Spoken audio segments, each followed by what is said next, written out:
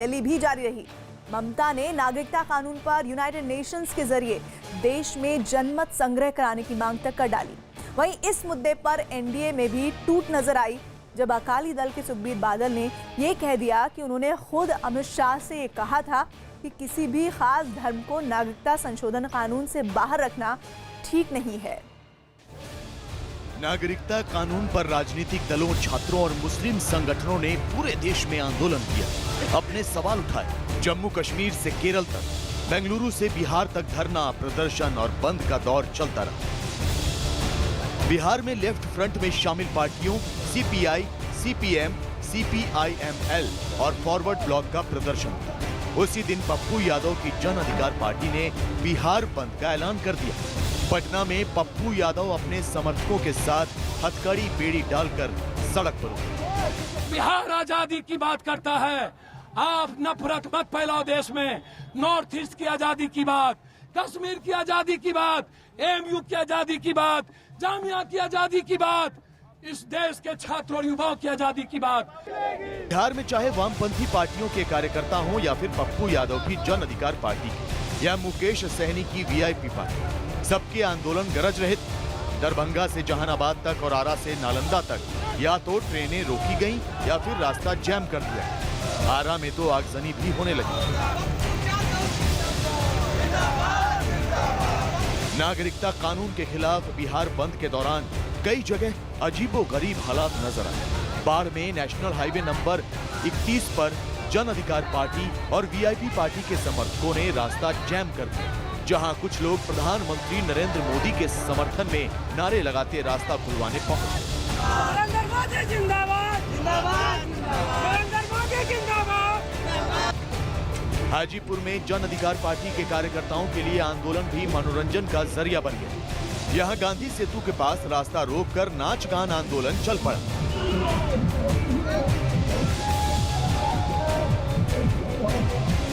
महाराष्ट्र के लातूर में लोगों ने सिर मुंडवाकर नागरिकता कानून का विरोध किया। मुंडन कराने के बाद बाल इकट्ठे किए जा रहे थे, जिन्हें केंद्र सरकार के पास भेजने की तैयारी थी। बेंगलुरु के टाउन हॉल के बाहर छात्रों और मुस्लिम संगठनों ने विरोध प्रदर्शन किया, जिनका समर्थन करने जाने माने इतिहासकार रामचंद्र गुफा भी पहुंचे थे। पुलिस ने उन्हें भी हिरासत में ले लिया। जम्मू में यूथ कांग्रेस और एनएसयूआई के कार्यकर्ताओं ने भी जमकर हल्ला मचाया। जम्मू प्रेस क्लब और एग्जीबिशन ग्राउंड पर प्रदर्शन कर रहे युवा कांग्रेस कार्यकर्ताओं को पुलिस ने धकेल कर तितर-बितर कर दिया।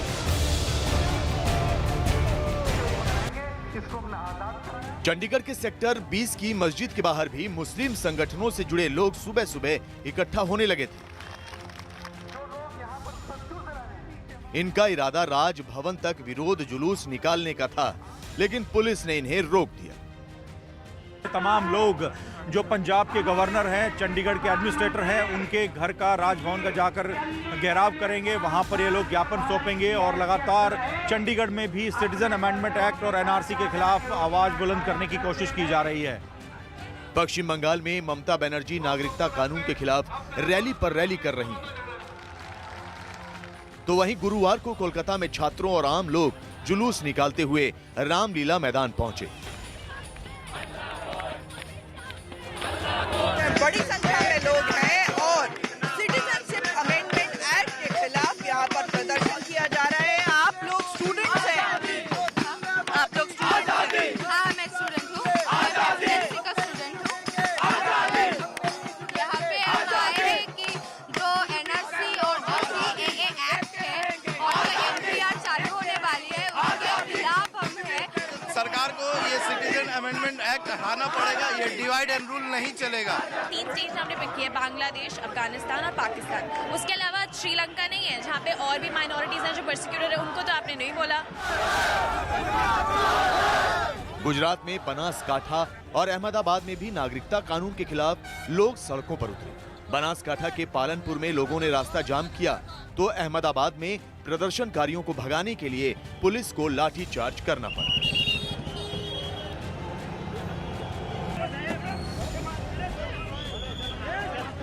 केरल की राजधानी तिरुवनंतपुरम में भी प्रदर्शनकारियों से निपटने के लिए पुलिस को पानी की तेज बौछार का सहारा लेना पड़ा।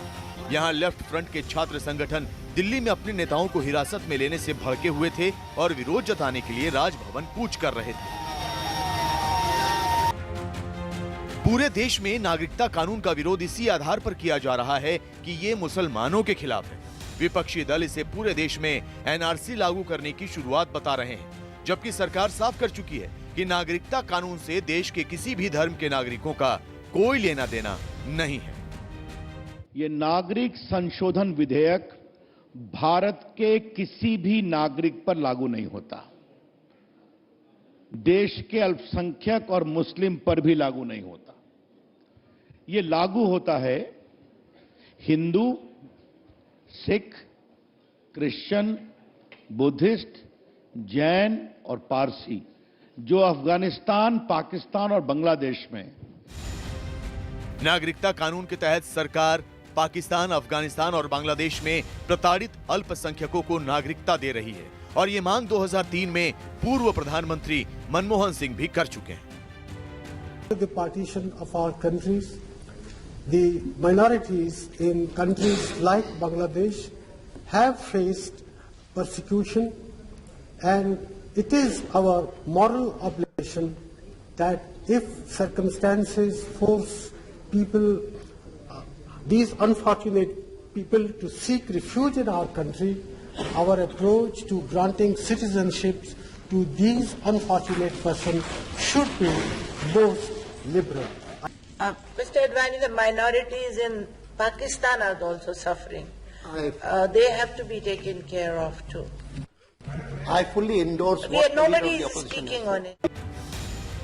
सरकार ने एनआरसी पर फैलाई जा रही अफवाह पर भी सफाई दी है। सरकार का कहना है कि घुसपैठियों की पहचान करने के लिए एनआरसी पूरे देश में लागू होगा, लेकिन उसमें भारत के किसी भी नागरिक का नुकसान नहीं होने दिया जाएगा, न ही किसी को परेशानी होने दी जाएगी। नागरिकता संशोधन कानून पर बवाल को लेकर अब तक यही सामने आया कि हिंसा की असली वजह अफवाह और कानून को लेकर जानकारी का अभाव है। इसलिए न्यूज 18 ने अपने खास कार्यक्रम चौपाल में केंद्रीय मंत्री नितिन गडकरी से भी इस कानून के बारे में जानकारी। महात्मा गांधी जी से लेकर वल्लभ भाई पटेल से लेकर जवाहरलाल नेहरू तक सबने कहा कि अगर पाकिस्तान में अगर वो उनको लगता है कि हम सुरक्षित नहीं है तो वो हिंदुस्तान में कभी भी आ सकते हैं, और इसलिए ये निर्वासित है, शरणार्थी है, वो मजबूरन आए हुए हैं। और सच्चाई ये है कि पाकिस्तान में माइनॉरिटी की जो संख्या थी पिछले 50 साल में, वो देखो आप, एक समय 22, 22.5, 23% थी जो 2-4% पे आई है। इसका मतलब एक तो लोग वहां रह नहीं सकते या वहां सुरक्षित नहीं है, और अगर वहां से वो आना चाहते हैं आधार करने के लिए शरणार्थी के रूप में, तो हिंदुस्तान के संविधान में ये प्रोविजन है कि उनको हम लोग नागरिकत्व दे सकते हैं।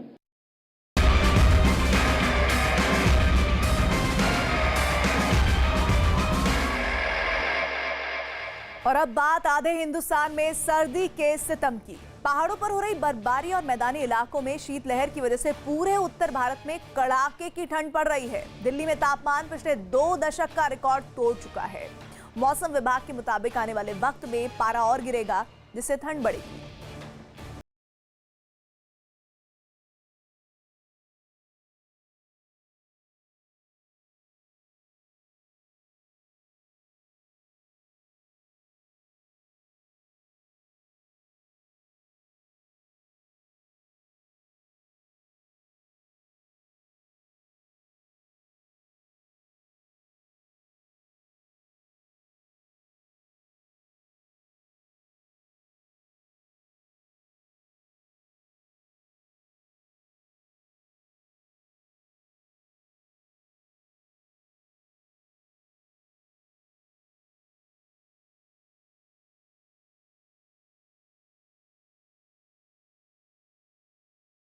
और ठंड बेतहाशा पड़ रही है। इस साल ठंड बहुत ज़्यादा पड़ी है। 2 दिन से ठंड मतलब ज़्यादा है, दुकानदार छोड़ के हाथ सेकने आ गए हैं। ठंड 2 दिन से बहुत पड़ रही है, इस कारण जो कारोबार भी नहीं है, दुकानें छोड़ के आगे सेक रहे हैं, इसलिए 2 दिन हो गए बुरा हाल है, ना कोई ग्राहक है ना कुछ है।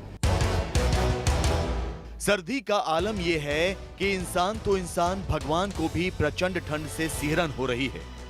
राजस्थान के कई मंदिरों में तो भगवान को ठंड से बचाने के लिए हीटर और स्वेटर का इंतजाम किया गया है। भगवान श्री कृष्ण की नगरी मथुरा में तो भगवान को सर्दी से बचाने के लिए काफी तैयारी की गई।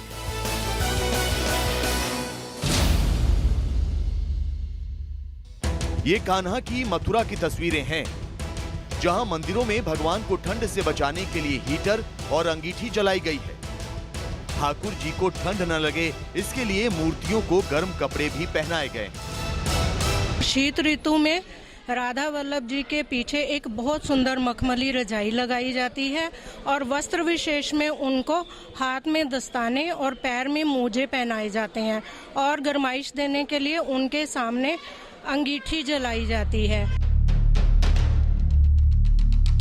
मंदिरों में भगवान को सर्दी के लिए पूरी तरह से तैयार कर दिया गया है। लोग घरों में भी भगवान को ठंड से बचाने के लिए पूरा इंतजाम कर रहे हैं। मथुरा के बाजारों में राधा रानी के लिए गर्म कपड़ों की बिक्री हो रही है, जिसे लेने के लिए बाजारों में लोगों की भीड़ लगी हुई है।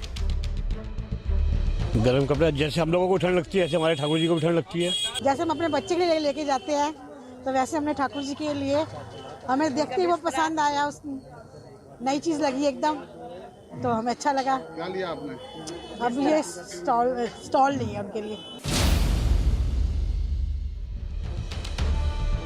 महाकाल की नगरी उज्जैन में भी ठंड ने कहर बरपा दिया है। लोग सर्दी से बचने के लिए सभी तरीके अपना रहे हैं, साथ ही भगवान को ठंड से बचाने का भी इंतजाम कर रहे हैं। उज्जैन में भगवान को ठंड से बचाने के लिए गर्म पानी का इंतजाम किया गया है।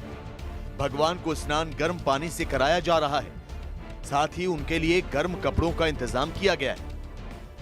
जिस प्रकार से हमें सर्दी गर्मी का एहसास होता है, ठीक वैसे ही उन्हें भी होता है, और उससे बचाने के लिए उनके लिए गर्म वस्त्रों का प्रयोग किया जा रहा है। राजस्थान के श्री गंगानगर में भी कड़ाके की ठंड पड़ रही है। यहाँ तापमान 5 डिग्री तक पहुंच गया है। सर्दी से बचने के लिए लोग जगह जगह अलाव का सहारा ले रहे हैं। इसके साथ ही भगवान को भी सर्दी से बचाने का इंतजाम किया जा रहा है। श्री गंगानगर के मंदिरों में भगवान के लिए स्पेशल रजाई बनाई गई है। ठंड ना लगे जी, आप अपना बचाव करा नहीं, भगवान के बचाव वास्ते यार रजाई उठावा, आप सभी देवता सारा भगवान ने रजाई उठावा। इंसान से भगवान तक को कपा देने वाली सर्दी की सबसे बड़ी वजह है पहाड़ों पर हो रही बर्फबारी। पहाड़ी इलाकों में पिछले 15 दिनों से रुक रुक कर बर्फबारी जारी है। मैं यहाँ कभी नहीं आऊँगी, पर फिर भी अपनी फ्रेंड्स के साथ आई, शादी से घूम के फिर यहाँ मैं आई, बहुत मज़ा आया और बहुत स्नोफॉल है। और मैं सबको बाहर वालों को, कंट्री वालों को बोलना चाहती हूँ कि आप भी आओ, बहुत मज़ा लो। बहुत अच्छा लगा यहाँ पे आके, काफ़ी अच्छी स्नोफॉल हो रही है, बहुत मज़ा आया यहाँ पे। उत्तराखंड के औली में भी भारी बर्फबारी हो रही है। लगातार हो रही बर्फबारी से पहाड़ों पर सफेद चादर सी बिछ गई है। तापमान यहां 0 डिग्री से नीचे पहुंच चुका है। हालांकि बर्फबारी को देखने के लिए बड़ी संख्या में सैलानी यहां आ रहे हैं। बहुत अच्छा, मैंने सुना था औली के बारे में और अभी एक्सपीरियंस भी कर लिए। इट्स लाइक हेवन, बहुत अच्छा लगा, जैसे स्वर्ग में आ गए। जिस दिन से हमारा स्नोफॉल बढ़ा है, पर्यटकों की संख्या तो भी लगातार बढ़ी रही है। लगभग 2200 लोग रोपवे से और चेयर लिफ्ट से जा चुके हैं। पहाड़ों पर हो रही बर्फबारी से तराई के इलाके ठिठुर रहे हैं। यहाँ शीतलहर ने कहर ढा दिया है। हालात ये हो गए हैं कि प्रशासन को जगह जगह ठंड से बचने का इंतजाम करना पड़ रहा है। मौसम विभाग के मुताबिक आने वाले दिनों में ठंड और बढ़ेगी, जिससे लोगों की परेशानी बढ़ना तय है। ठंड बढ़ती जा रही है, आज भी बहुत ठंड है यहाँ, हमें भी बहुत ठंड लग रही है यहाँ, और हमने जगह जगह यहाँ आग जला रखी है अपनी, और ताप रहे आगों को, और ठंड से बचे हुए हैं। चमोली में भी पहाड़ों पर बर्फ की चादर फैली हुई है। रुक रुक कर हो रही बर्फबारी की वजह से कई रास्ते बंद हो गए हैं, जिससे लोगों को आवाजाही में काफी परेशानी हो रही है। बर्फबारी की वजह से कई स्कूलों को भी नुकसान हुआ है, जिससे बच्चों की पढ़ाई में भी परेशानी हो रही है। जामनी में यहाँ पे शिक्षा का और स्कूल के बच्चों का जाना आना बहुत परेशानी हुई, और बाकी यहाँ पे एक भोजनालय था वो टूट गया। सारे अभिभावकों ने मिलकर के उसको बना दिया है। इस बर्फबारी ने मैदानी इलाकों में कोहराम मचा दिया है। दिल्ली समेत आधा देश इस वक्त भयंकर ठंड से कांप रहा है और आने वाले दिनों में भी इससे राहत नहीं